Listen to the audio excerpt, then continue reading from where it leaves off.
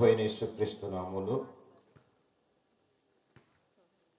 కూడి వచ్చిన దేవుని ప్రజలకు, అలాగే అభిషిక్తులైన దైవజనులకు, మనందరికీ పరలోక పౌరసత్వాన్ని అనుగ్రహించిన మన తండ్రి అయిన దేవునికి నా కృతజ్ఞత వందనాలు తెలియజేస్తూ ఉన్నా.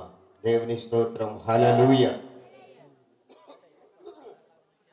చాలా జాగ్రత్తగా వాక్యాన్ని వినాలని ప్రభు పేరట మనవి చేస్తూ ఉన్నాను. వాక్యం ఎందుకు వినాలి? చాలా కాలం నుంచి, చాలా సంవత్సరాల నుంచి వాక్యం వింటున్నాం. వాక్య ప్రకారంగా మాట్లాడటం కానీ, వాక్యమైన దేవుడు ఏం చెప్తున్నాడు, నన్ను ఏం చేయమంటున్నాడు, నన్ను ఎలా ప్రవర్తించమంటున్నాడు, నన్ను ఎలా పరిచర్య చేయమంటున్నాడు అనేటువంటి ఆలోచన, దాన్ని వివేచన జ్ఞానం అది ఉన్నప్పుడు సంఘం క్షేమాభివృద్ధి చెందుతూ ఉంటుంది. సంఘాన్ని బట్టి, సంఘంలో ఉన్న దేవుని ప్రజలను బట్టి, విశ్వాసాలను బట్టి సంఘం అభివృద్ధి అవుతూ ఉంటుంది. కనుక సంఘం అభివృద్ధి కావటానికి మన ప్రవర్తన అందరిలో ఉంటుంది, కానీ సత్ప్రవర్తన. క్రియలు అందరిలో ఉంటాయి, కానీ సత్క్రియలు కావాలి. అలాగూ మనం నడవగలిగితే, ప్రార్థించగలిగితే, ప్రాధేయపడగలిగితే, లోబడగలిగితే, పరిచర్య చేయగలిగితే తప్పనిసరిగా సంఘం అభివృద్ధి చెందుతూ ఉంటుంది.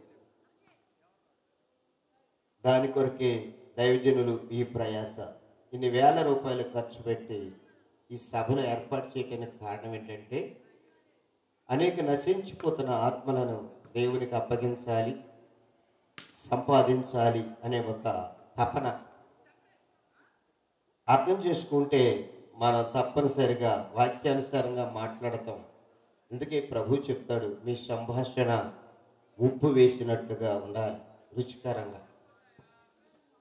దేవుని పిల్లలుగా, దేవుని రాజ్యానికి వారసులుగా చాలా మంది విశ్వాసులు దేవుని సంఘంలో, దేవుని గ్రంథంలో ఉన్నవారు దేవునితోనే నడుస్తూ, సంఘంలోనే ఉంటూ, వారు సువాసన, పరిమళ సువాసన కాక దుర్వాసనగా వారు జీవించారని, వారి లైఫ్ అనగా వారి మాటలు, వారి నడక, వారి మాటలు, వారి పరిచర్య కూడా ఇంపుగా లేవట, సువాసనగా లేవట, దుర్వాసనట. వారు మాట్లాడుతుంటేనే అసహ్యంగా ఉంటుంది అని పరిశుద్ధ గ్రంథంలో తేటగా వ్రాయబడింది.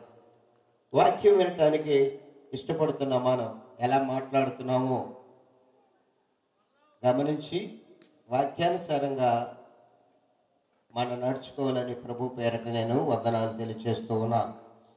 పరిశుద్ధ గ్రంథంలో మరి సమయం చెప్పలేదు, కానీ కొంచెం త్వరగా నేను కూడా ముగిస్తాను. ఎందుకంటే 10 గంటలకు ముగించాలి అనేటువంటి ఒక ఆలోచన. దేవుని గ్రంథంలో పరమగీత గ్రంథం 1వ అధ్యాయం 4వ వచనం, పరిశుద్ధ గ్రంథంలో నుండి పరమగీత గ్రంథం 1వ అధ్యాయం 4వ వాక్యాన్ని మనం చదువుకుందాం. నన్ను ఆకర్షించుము, మేము నీ యొద్దకు పరిగెత్తు వచ్చేదము. చాలా పరిశుద్ధుడైన మా తండ్రి, మహోన్నతుడ, మీ స్తుతి చెల్లిస్తూ ఉన్నా. మీ గ్రంథంలో ఉన్న సత్యములను, గూఢమైన సంగతులను, మర్మయుక్తమైన మీ వాక్కులను మాకు అందించండి, మమ్మల్ని బలపరచండి. మేము పరిమళ సువాసన రావాలి ప్రభువా. క్రీస్తు తను తాను అర్పణగాను, బలిగాను అర్పించుకున్నాడు. అది మేము పరిమళ సువాసనగా మార్చబడాలని, అలాగే మేము నడవటానికి, ప్రవర్తించటానికి, ప్రార్థించటానికి, ప్రేమించటానికి, పరిచర్య చేయటానికి మాకు ఆత్మ అభిషేకం దయచేయమని ప్రార్థిస్తున్నాను. మీ నీడలో మమ్మల్ని కూర్చోబెట్టండి ప్రభువా. మీ అడుగుజాడలో మమ్మల్ని నడిపించండి. క్రీస్తును పోలిన సువాసన మాలో వ్యాపింప చేయాలి ప్రభువా. క్రీస్తుకు కలిగిన మనస్సు మాకు దయచేయమని ప్రార్థిస్తున్నాను. క్రీస్తులో ఉన్న ప్రేమ, క్రీస్తులో ఉన్న త్యాగం మాలో అనేకులు చూడాలి ప్రభువా.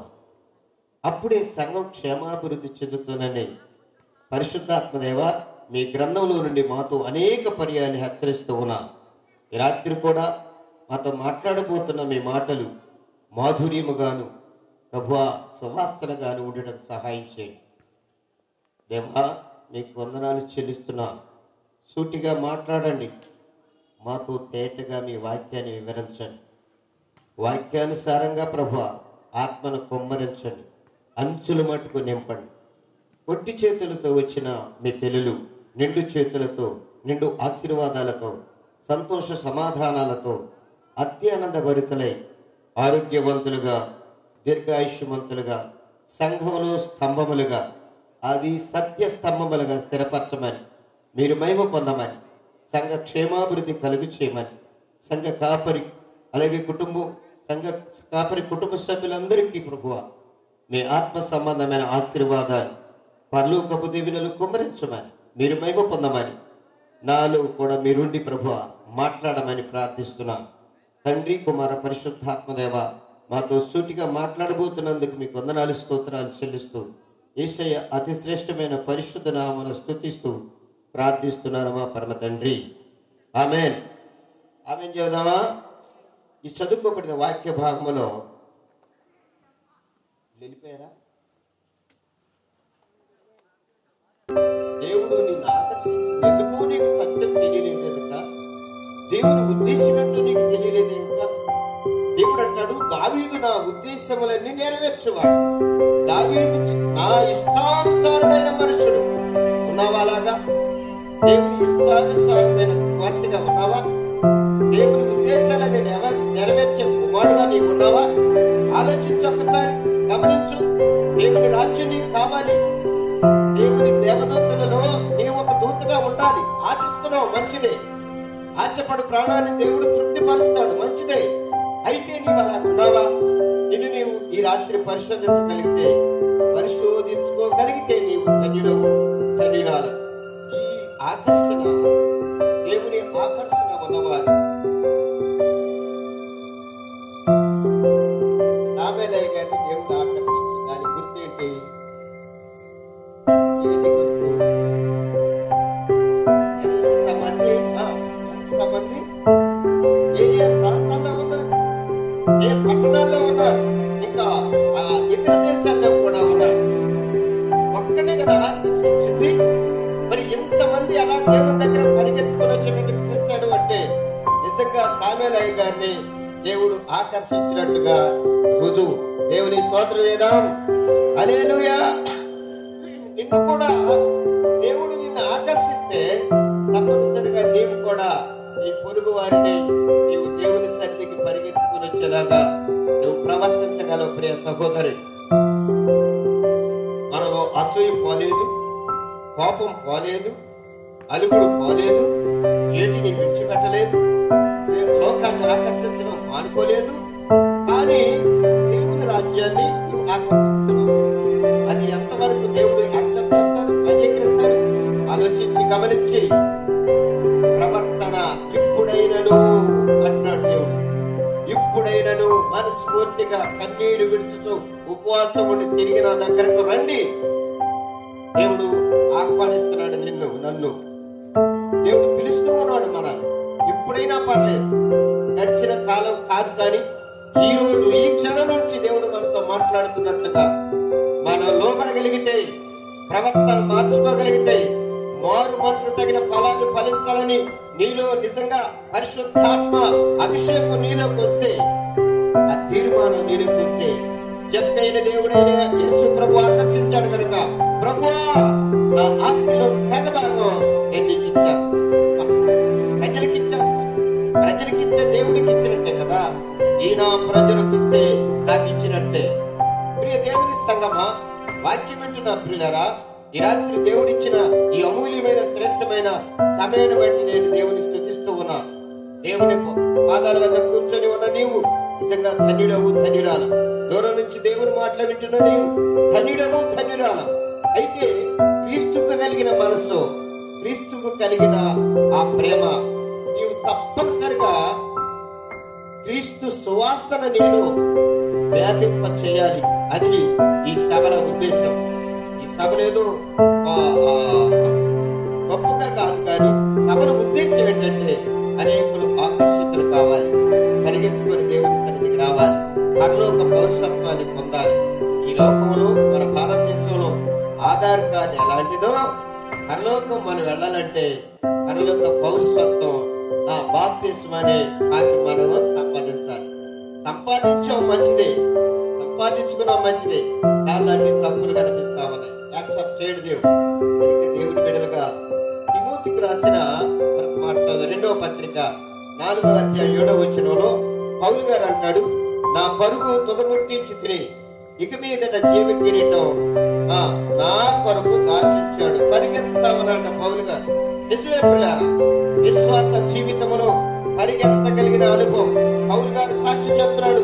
నా పరుగు తుదముట్టించాను, నా పరుగు తుదముట్టించాను, ఇక మీదట నా కొరకు జీవ కిరీటం దాచబడి ఉన్నది. దేవుని స్తోత్రం చేద్దాం. హల్లెలూయా.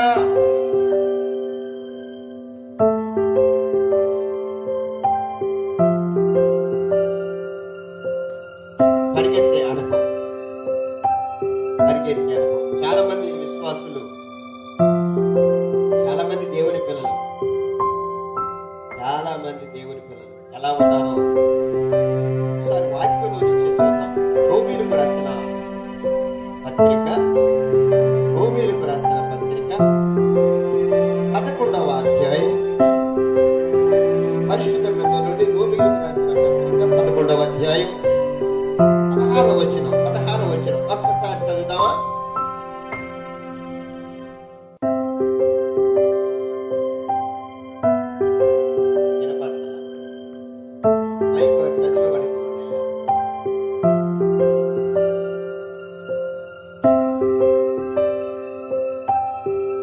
రోమీయులకు రాసిన పత్రిక 11వ అధ్యాయం 16వ వచనం.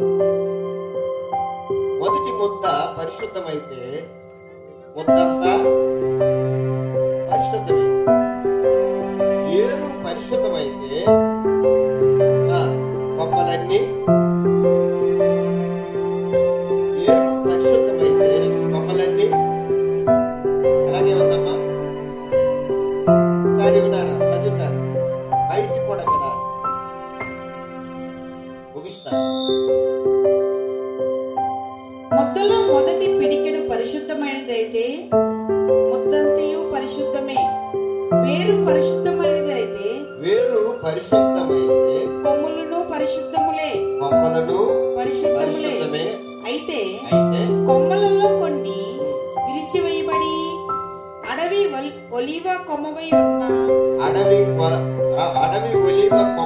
ఉన్న నీవు వాటి మధ్యన అంటుకట్టబడి ఒలీవ చెట్టు యొక్క సారవంతమైన వేరులు వాటితో కలిసి పాలు పొందిన ఎడల ఆ కొమ్మల పైన నీవు అతిశయింపకము. చాలా గర్వపడొద్దు.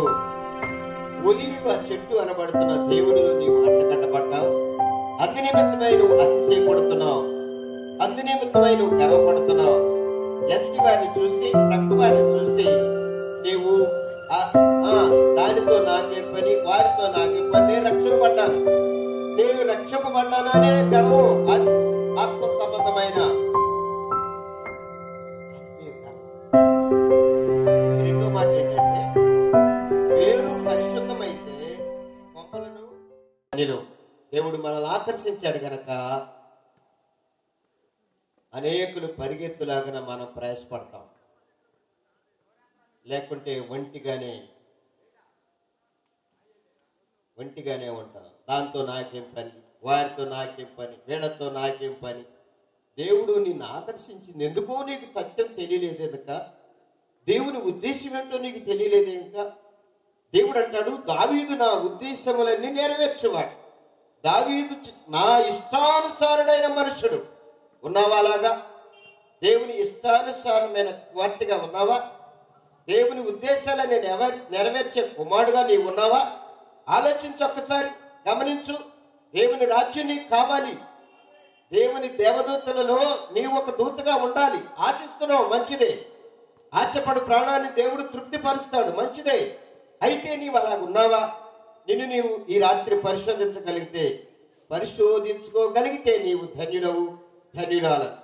ఈ ఆకర్షణ, దేవుని ఆకర్షణ ఉన్నవారు.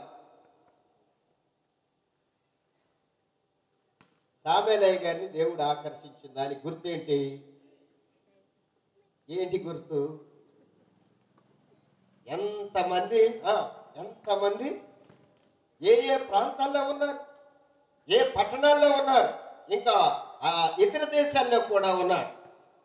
ఒక్కడే కదా ఆకర్షించింది. మరి ఇంతమంది అలా దేవుని దగ్గర పరిగెత్తుకుని వచ్చేటట్టు చేశాడు అంటే నిజంగా సామెలయ్య గారిని దేవుడు ఆకర్షించినట్టుగా రుజువు. దేవుని స్తోత్రం చేద్దాం. హల్లెలూయా.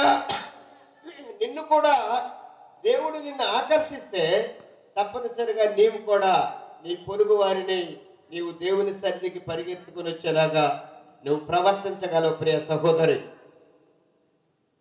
మనలో అసూయ పోలేదు, కోపం పోలేదు, అలుగుడు పోలేదు, ఏటిని విడిచిపెట్టలేదు, లోకాన్ని ఆకర్షించడం మానుకోలేదు. కానీ దేవుని రాజ్యాన్ని నీవు ఆకర్షిస్తున్నావు.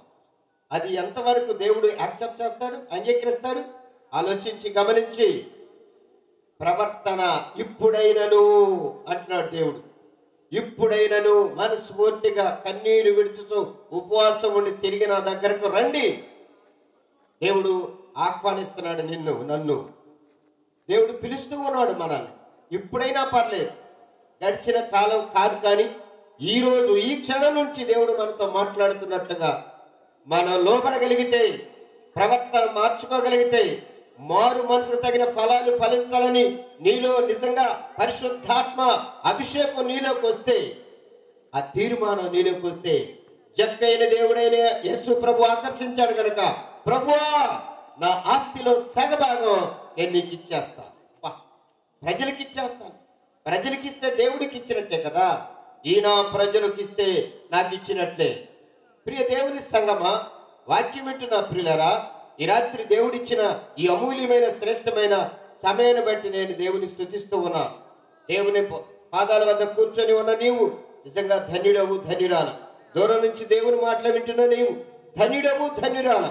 అయితే క్రీస్తుకు కలిగిన మనస్సు, క్రీస్తుకు కలిగిన ఆ ప్రేమ నీవు తప్పనిసరిగా క్రీస్తు సువాసన నీలో వ్యాపింప చేయాలి. అది ఈ సభల ఉద్దేశం. ఈ సభలేదో గొప్పగా కాదు, కానీ సభల ఉద్దేశం ఏంటంటే అనేకులు ఆకర్షితులు కావాలి, పరిగెత్తుకొని దేవుని సన్నిధికి రావాలి, పరలోక పౌరసత్వాన్ని పొందాలి. ఈ లోకంలో, మన భారతదేశంలో ఆధార్ కార్డు ఎలాంటిదో, పరలోకం మనం వెళ్ళాలంటే పరలోక పౌరసత్వం, బాప్తిస్మం అనే కార్డు మనం సంపాదించాలి. సంపాదించాం మంచిదే, సంపాదించుకున్నాం మంచిదే, దానిలో అన్ని తప్పులు కనిపిస్తా ఉన్నాయి. యాక్సెప్ట్ చేయడు దేవుడు. కనుక దేవుని బిడ్డలుగా తిమోతికి రాసిన మనకు మాట చదువు 2వ పత్రిక 4వ అధ్యాయం 7వ వచనంలో పౌలు గారు అంటాడు, నా పరుగు తుదముట్టించి తిని ఇక మీదట జీవ కిరీటం నా కొరకు దాచుంచాడు. పరిగెత్తుతామన్నట పౌలు గారు. నిజమే ప్రియులారా, విశ్వాస జీవితంలో పరిగెత్తగలిగిన అనుభవం. పౌలు గారు సాక్ష్యం చెప్తున్నాడు, నా పరుగు తుదముట్టించాను, ఇక మీదట నా కొరకు జీవ కిరీటం దాచబడి ఉన్నది. దేవుని స్తోత్రం చేద్దాం. హల్లెలూయా.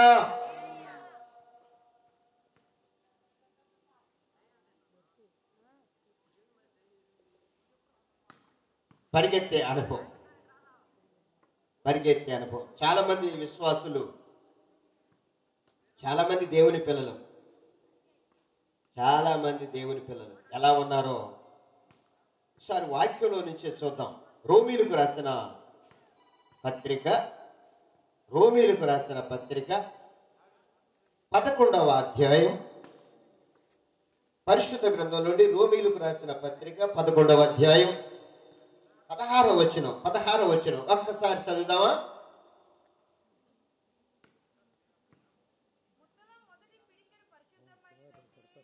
వినపడతలా మైక్ చదివే వాళ్ళకి ఇవ్వండి అయ్యా.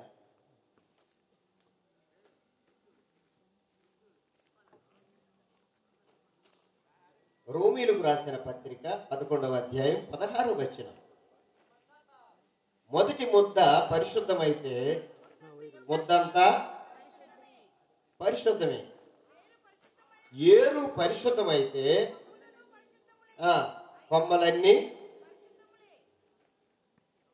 ఏరు పరిశుద్ధమైతే కొమ్మలన్నీ అలాగే ఉందమ్మా. ఒకసారి వినారా, చదువుతాను, బయట కూడా వినాలి, ముగిస్తాను. ముద్దలో మొదటి పిడికెడు పరిశుద్ధమైనదైతే ముద్దంతయు పరిశుద్ధమే. వేరు పరిశుద్ధమైనదైతే వేరు పరిశుద్ధమైతే కొమ్ములను పరిశుద్ధములే. కొమ్మలను పరిశుద్ధములే. అయితే కొమ్మలలో కొన్ని విరిచివేయబడి అడవి ఒలీవ కొమ్మవై ఉన్న అడవి ఒలీవ కొమ్మవై ఉన్న నీవు వాటి మధ్యన అంటుకట్టబడి ఒలీవ చెట్టు యొక్క సారవంతమైన వేరులో వాటితో కలిసి పాలు పొందిన ఎడల ఆ కొమ్మల పైన నీవు అతిశయింపకుము. చాలమ్మ, గర్వపడొద్దు. ఒలీవ చెట్టు అనబడుతున్న దేవునిలో నీవు అంటకట్టబడ్డావు. అందు నిమిత్తమై నువ్వు అతిశయపడుతున్నావు, అందు నిమిత్తమై నువ్వు గర్వపడుతున్నావు. ఎదుటి వారిని చూసి, ప్రక్క వారిని చూసి నీవు దానితో నాకే పని, వారితో నాకే పని, నేను రక్షింపబడ్డాను, నేను రక్షింపబడ్డాను అనే గర్వం, ఆత్మ సంబంధమైన ఆత్మీయ గర్వం. ఇంక రెండో మాట ఏంటంటే, వేరు పరిశుద్ధమైతే కొమ్మలను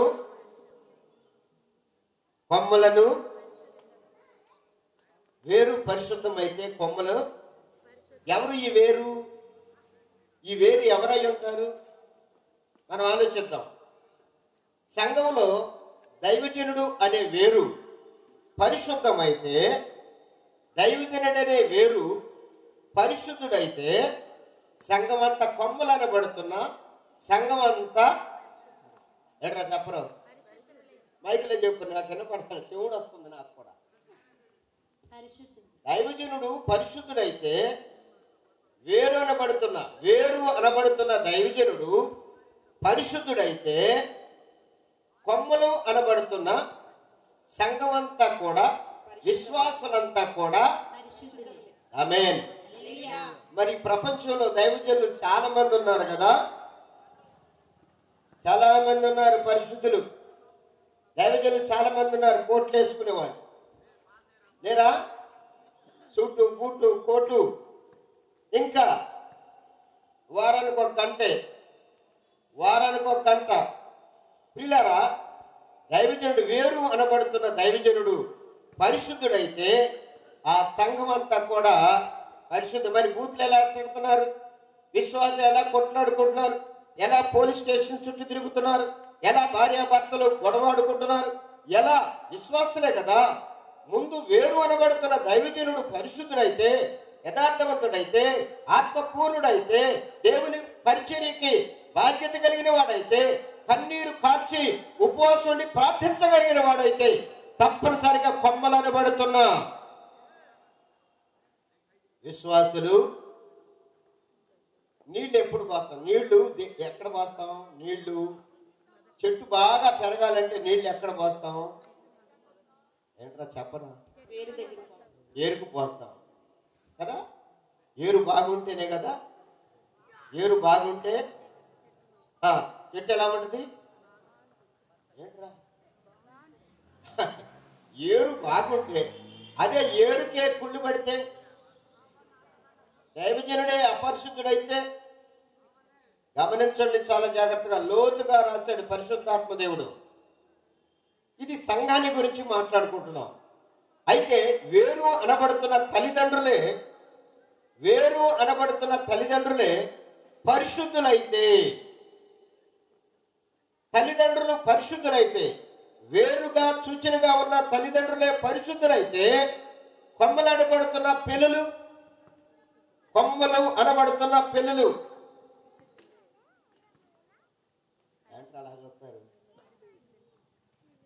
ఏంటి అలా చూస్తున్నారు? కొమ్ములు అనబడుతున్న పిల్లలు